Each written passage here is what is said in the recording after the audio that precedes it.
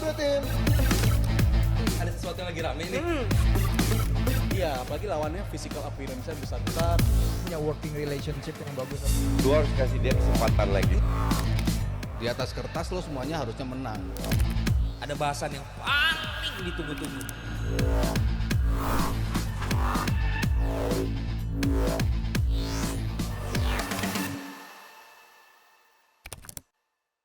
Oke, kita lanjut lagi ke tim yang butuh striker katanya.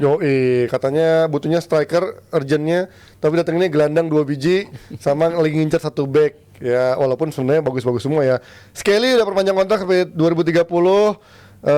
Memang dilihat memang penampilannya kemarin ini jadi apa ya, angin segar buat Arsenal yang kayaknya nyari back kiri susah banget ya. Zinchenko, Calafiori, siapa lalu sebut Tomiyasu, akhirnya Timber dijadiin back kiri. Apakah memang ini akan menjadi formasi paten buat posisi paten buat si Skelly di Arsenal menurut lo? Gua harap demikian ya, karena butuh back kiri yang memang udah ditempa dari muda juga di Arsenal. Dan gua rasa sebagai lulusan dari Hell End juga diharapkan dia bisa mewakili lah kayak dulu di Liverpool ada Trent, benar-benar dari produk akademi gitu. Dan ya di Arsenal ada Lewis Kelly yang juga di timnas juga dibawa ke senior gitu. Dan ya buat gua adanya Lewis Kelly di back kiri dan muda tapi nggak yang nggak inferior kompleks menghadapi lawan yang besar, berani compete, berani duel, main game bersama lawan. Kita ingat menghadapi Haaland pun dia juga impresif. Jadi buat gua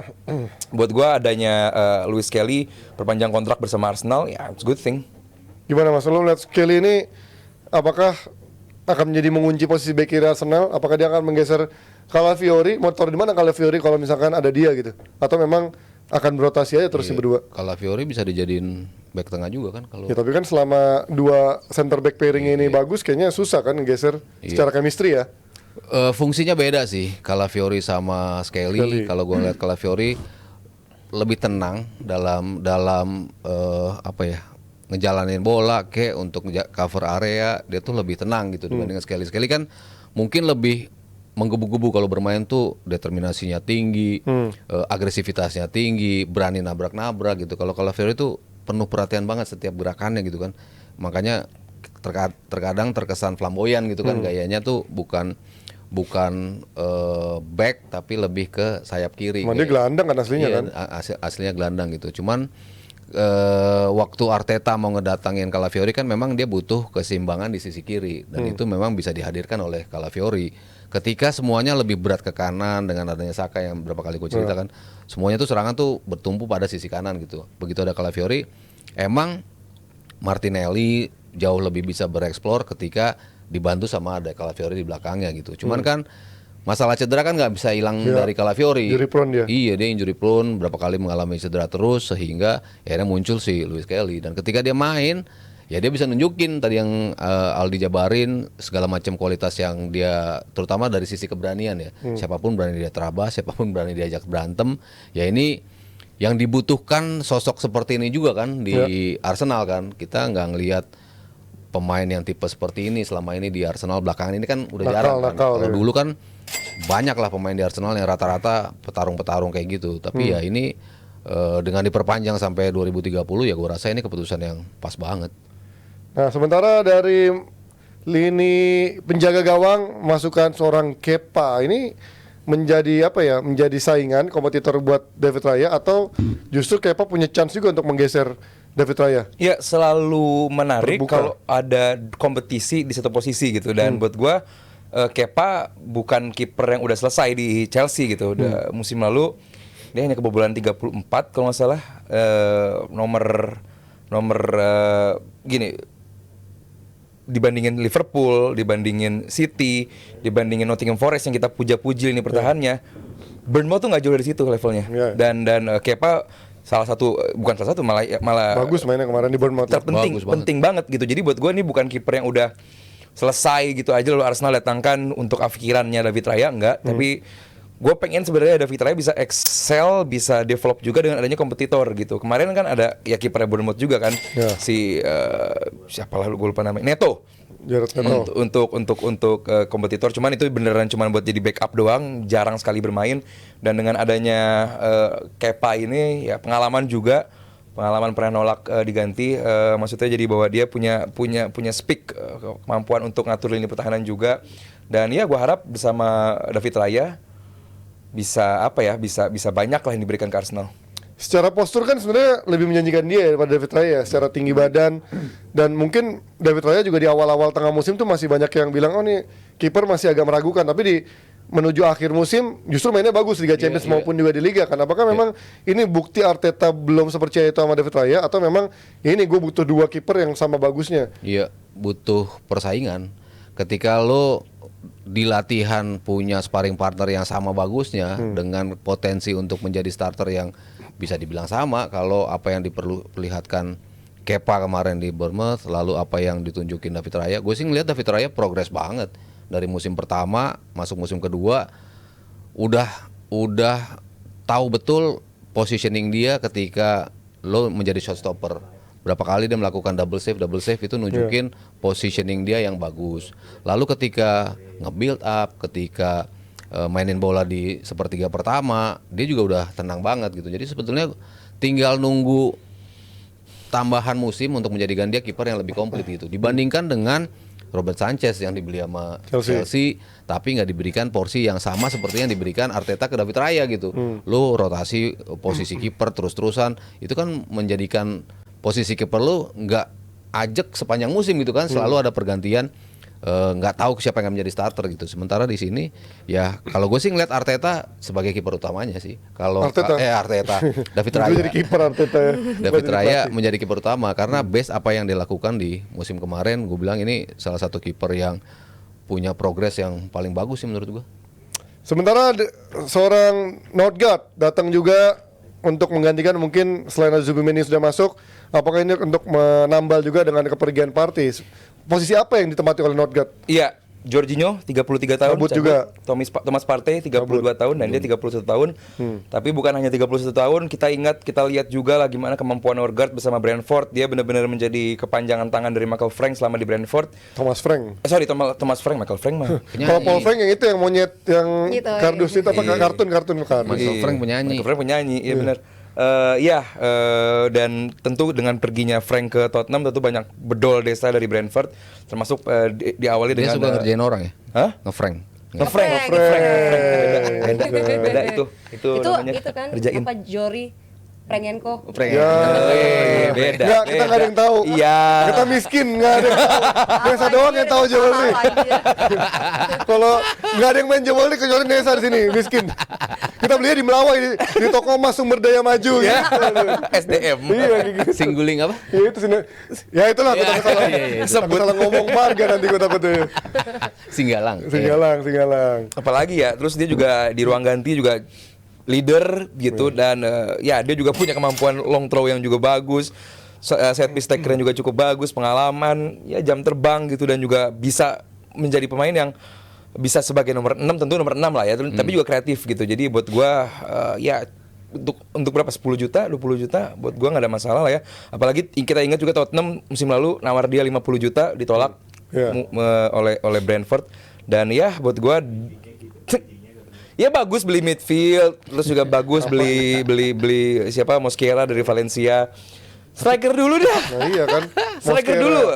Soalnya masalah utamanya itu bukan di tengah atau di back gitu loh, atau kiper. Masalah utamanya di striker gitu. Striker dulu, udah habis itu lo mau melengkapi yang lain, sok mangga gitu. Tapi bagus kan, sebenarnya dia menambal dari orang-orang yang memang harus pergi gitu kan. Kayak Partey kan minta gaji lebih. Terus juga di back kiri emang di back juga dia kalau nggak ada si siapa, Gabriel dan juga Saliba keteteran karena si Calafiori-nya injury prone. Kalau Kiwior banyak orang percaya tidak percaya, kadang dia bisa main bagus, kadang dia main ajaib, tapi Mosquera diincar. Artinya Arteta juga melihat sektor-sektor yang harus dibenahi. Tapi kenapa strikernya lama banget? Apakah memang karena semahal itu mencari striker? Iya, lebih ke negosiasi harga sih. Emang udah nego, pertanyaan gua, karena setahu gua Arsenal belum Initiate talk. bid ke, Udah lah, diam-diam udah pasti. Diam-diam udah. Iya. biar harganya nggak mahal ya diem-diemnya. Dan ya nggak tahu lah, pasti kan yang disebut antara Gyökeres, Sesko, sama Etikite ya. Hah? Tiki-tiki ya. Itu juga. Isak nggak Isak? Kayaknya Arsenal enggak deh. Katanya Nicholas Jackson juga ada isu-isu. Arsenal. Iya kan, Chelsea udah dapat dialog sama si siapa? Joe Pedro. Sama si sayapnya tuh si James Gitten. Iya. Kayaknya Nico Jackson mau ditukar sama Yildiz sama Juve. Nah, Wah, Yildiz keren banget. gila banget. Enggak lah. Ya nggak tahu lah, Arteta kan emang doyan koleksi pemain ya. Anjing koleksi pemain. Walaupun musim ini mau masuk musim ke depan itu 30 pemain ya dilepas. Yang semuanya Yang habis dari- kontrak iya. di 30, ada yang dipinjemin di mana-mana lah. Itu totalnya 30 yang harus say goodbye ke Arsenal musim ini, termasuk Tierney, termasuk Partey yang akan habis dan kayaknya sama-sama akan cabut ya untuk ninggalin Arsenal gitu. Jadi ya memang dibutuhkan juga pemain-pemain yang akan mengisi slot itu. Di tengah ya kita tahu kalau Partey nggak ada, kan Jorginho juga udah nggak ada, siapa yang akan mengisi posisi itu? Apa Declan Rice turun ke bawah lagi di posisi 6? Sayang, karena kan dia lebih excel di posisi 8 gitu. Ya kalau ada Zubimendi ya dia mungkin bisa bergantian di posisi itu. Ya naik turunnya sama lah, kalau Partey biasa naik, si Rice yang agak sedikit turun, begitu Rice yang turun ya Partey pasti di posisi awalnya. Itu bisa dilakukan juga oleh Zubimendi. Gue pikir tuh Zubimendi udah clear ya di akhir tahun kemarin, tapi ternyata belum juga ya. Gue pikir tuh udah fix dan udah pasti bakal cabut ke Arsenal, tapi ternyata Baru kemarin ada isu bakal ditikung juga sama Real Madrid. Jadi gue nggak tahu juga sih kalau isu Zubimendi. Yang belakangan yang makin santer justru ya tadi Norgard sama si Mosquera ya. Mosquera. Mosquera karena cuma 16 juta. Waktu Itu udah pasti. 20 juta 20 tahun umurnya 16 dan juta dia kaki kanan untuk jadi backupnya Saliba gitu. Karena begitu Saliba cedera kan dicoba tuh Ben White, Timber, Tomiyasu dicoba semua gitu. Jadi perlu ada backup untuk kaki kanannya Saliba gitu, dan gimana juga di Valencia dia biasa melangsek ke midfield juga gitu. Jadi ya mungkin itu yang Berta dan atau Arteta lihat bahwa ini profil yang dibutuhin sama Arsenal gitu. Tetap cuman masih perlu striker. Nah, sementara beberapa menit yang lalu juga di Sky Sports dan beberapa artikel di Eropa juga nulis kalau Arsenal lagi coba mengincar Eze juga. Ini lagi-lagi bukan striker gitu kan. Tapi posisi kreatif itu juga menurut gua penting karena Iya. ketika Odegaard nggak ada, Backup sih, Arsenal nggak punya kreativitas gitu kan. Apakah memang pelan-pelan yang dibangun justru yang dicari oleh Arteta bukan blueprintnya bukan striker, tapi bagaimana membangun dari belakang siapa saja bisa mencetak gol, bukan striker yang mencetak gol. Iya, Arteta pernah bilang itu bahwa kita nggak rely sama satu posisi, kita benar-benar pengen memperkuat semua posisi dia bilang. Jadi buat gua dengan 68 juta doang buat seorang Eze, gua rasa sangat amat masuk akal lah gitu. Apalagi dia pemain Inggris, di mana pemain Inggris jarang ada yang murah gitu kan. Jadi buat gua 68 Rashford juta. dijual 40 juta nggak ada yang mau anjir. Ya value-nya Iya, mungkin mahal. beda ya. Mungkin Gajinya tapi mahal. 10 juta. Iya. Gajinya 300 sampai 250. Mahalan lah dia 35 Ji. Hah?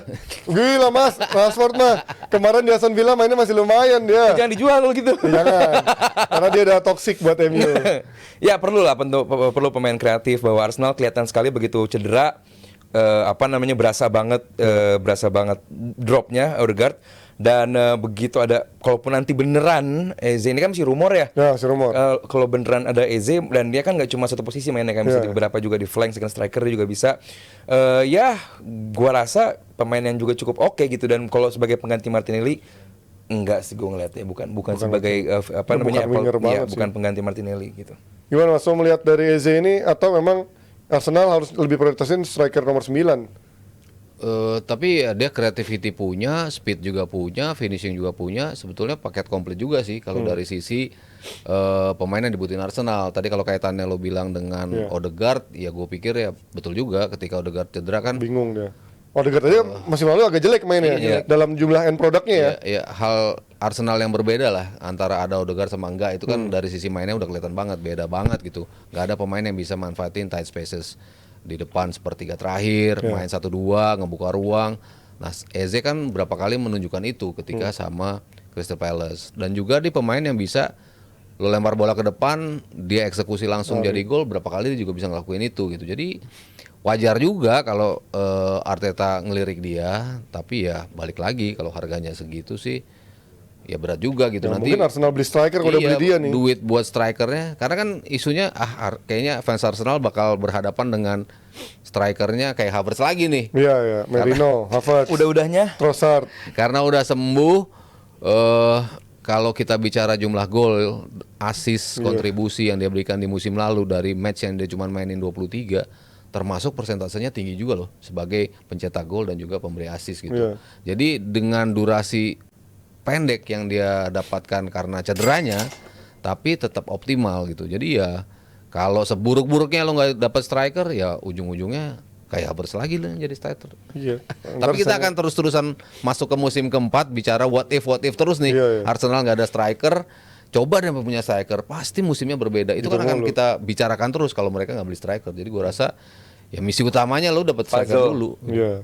Ya atau ya mungkin selama Arteta bisa terus ada di peringkat kedua, manajemennya juga puas-puas saja. Kita nggak butuh striker. Arsenal bisa mengalahkan Real Madrid, Iya. Arsenal bisa di posisi Ngalahin kedua, City, kan? duit aman. City Aman. makin kuat musim depan, betul. Liverpool makin kuat musim depan, Chelsea juga demikian. Liverpool sangar sih. MU? MU, Oh. MU beli siapa? Belum ada. Fans saya juga ngomong begitu. Jual aja Apa kagak siapa ada. saya? Tuh, udah divalidasi. Cuci gudang aja kagak laku Nah. anjay. Kita beli Nunes. Hah? Ini siapa? Mati Kunya. Matius Cunha, iya Matius Cunha. Tapi yang dijual nggak ada yang laku. Mau jual siapa? Højlund, Sancho, Anthony, Garnacho, Rashford. Malaysia balik lagi juga. Anjing ada Malaysia lagi anjing. Lo anjing. harusnya beli Edwards tuh yang bisa jago jual Edward pemain. Cullen. Tau nggak MU siapa? Bukan, Thomas vampir. Partey. Ya.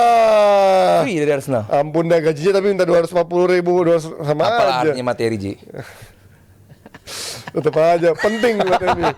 Oke, next ada bahasan apa lagi Nesa? Oke, Saweran dulu, ini saweran dulu. kita hujan saweran ya, banyak banget saweran. Dari La Galaxy juara Piala Domestik Rp25.000.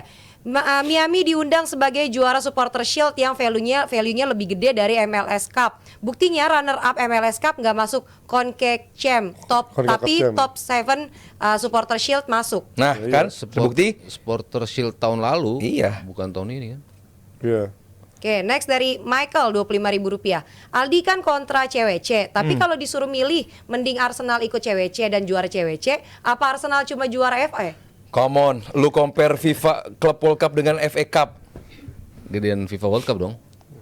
Tapi kalau juara, Duitnya, CWC, Duitnya. Duitnya jauh sih. Satu hal yang bagus dari ini adalah duitnya. Duitnya. Udah. Cuan ya. Cuannya gitu buat gue ya mendingan FA Cup lah sebagai king of the FA Cup Arsenal tentu. Asik. Anjay. Next dari mana lagi? Arsenal gak diajak jadi iri Rp25.000. Inter Miami versus Palmeiras penontonnya 60.000. Bisa-bisanya dibilang sepi. Sepi. Wak. Bisa-bisanya pundit kemakan media yang kontra FIFA. Nonton makanya nonton jangan baca doang, nonton. Terus dari Palace Dari Ciladai. Peles Tilaidai Rp50.000. Kalau Peles dicoret dari Europa League, Eze kemungkinan bisa besar cabut sih. Bisa. Tapi kalau sampai dicoret nggak fair banget itu. Iya. Kenapa bisa? Kasian banget kalau sampai Palace dicoret. Ciladai ngasih sejuta. Bukan Oh, iya. kemarin hadir ya, kemarin hadir di Yang CGP. mana? Ya. Oh, sama ketemu istrinya ya? kita. Oh datang. Yang mana? Oh yang pakai baju Palace Oh ya? iya bener sama Sama istrinya. istrinya. Oh yang, Wah. yang istrinya baju Iya. Liverpool apa baju Iya, timnas? iya, Iya, benar iya. ya benar. Baju Liverpool. Iya, bener itu. Iya. Oh itu bukannya si Valen itu ya? Bukan ya? Valen yang di lagi. depan yang Valen speech. yang Bandung. Bukan, yang orang Bandung yang e-sport. Itu yang kurus. Beda. orangnya baju Lagi ya? putih, Beda baju beda putih lagi. itu. Oh, iya. Dari Panji Mania Rp25.000.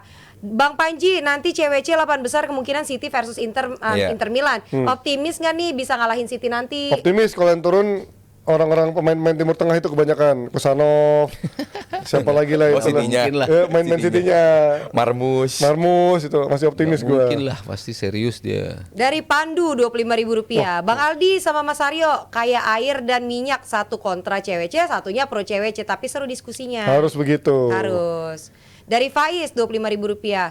Mas Aryo, Nico Williams jadi ke Barca nggak sih? Kok kayaknya susah banget negonya sama Bilbao, padahal Nico udah setuju. Iya tinggal bayarin klausulnya itu Sama kan dia minta Kos-kosan. kepastian itu kan harus bisa didaftarin Iya, full iya. kan, nggak kayak kemarin Olmo buyout maju mundur clause-nya kan, buyout kepastian. clause-nya 54 ya itu udah siap dilunasin Barcelona.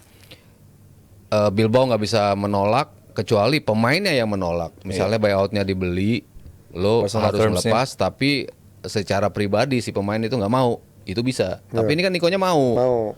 Jadi ya harusnya sih udah here we go ya, tapi kayaknya Klausulnya dari urusannya Nico, ke- setahu gue dia nggak ngasih syarat Iya, sih memang untuk ke Barca-nya. pendaftaran itu karena ya yang bikin masalah di Liga Spanyol ya itu pendaftaran itu yang bikin klub-klub tuh makin sulit dari sisi keuangan. Nikonya lebih suka live reaction di sini soalnya. Iya, kalau nego-nego sama Niko lebih gampang ini. Iya. Niko botak, tapi itu bukan Langsung. Niko Williams. Asal nasi kotak aja. Ya, kalau ada sisa dibikin buat ini Nasi nasi, goreng. goreng ini. Oke, kita pindah.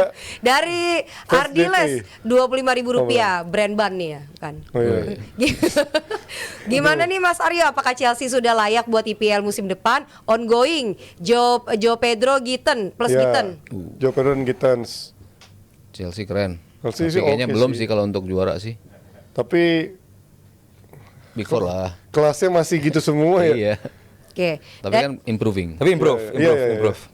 Oke. Caicedo. Dari fans DPI sejak episode 13 Rp25.000. Bang Panji kan Inter 2 kali final UCL, pasti ada duitnya. Tapi kenapa belanja pemainnya yang murmer? Malah MU malah belanja mulu. Salam KPR.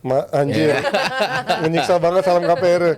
Masalahnya Inter dalam 5 tahun terakhir baru tahun ini dia dapat profit, itu pun juga profitnya 20 juta. Artinya baru hijau secara neraca keuangannya.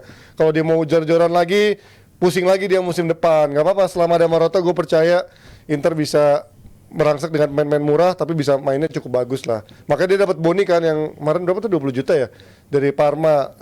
Bukan, Iwan Boni yang dari Parma. 37 kali main, Wilfried Bony. hanya 1 kali absen, golnya cuma 6 tapi.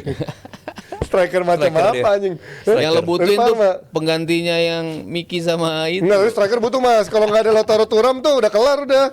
Kan ada. Siapa Pio? Arnautovic sama itu Mate ya Taremi sama Korea Cabut itu lah. udah tutup kasus lah kalau Iyalah. itulah 3 orang itu buang-buangin, ada Pio Esposito sama sekarang si Boni ini yang udah pasti. Tinggal tengahnya dicari lagi. Oke, dari siapa? Willy Rp25.000. Aldi keep bench, sell Højlund, Darwin, Nunes, Nico Jackson. Anjing, Nico Jackson, banyak banget pilihannya. Nico Jackson, Sel, 3 benar. Oh iya, Deng. Højlund bagus sebenarnya. Play Darwin, bench ini Højlund itu.